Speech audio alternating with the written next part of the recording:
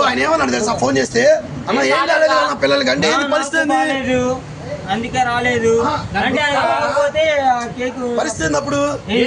అదేంది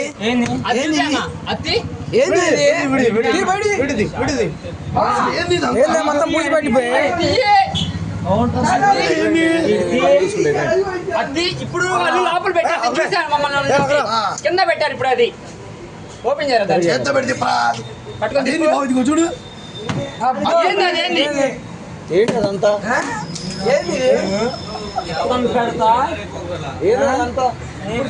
తినండి టేస్ట్ అది కాదు అదేనా చింపి తెగితే ఏంది అర్థం చింపి తెగితే ఏందన్న అర్థం ఏంది పరిస్థితి ఏంది అదేంది బూజు పట్టిందా కదా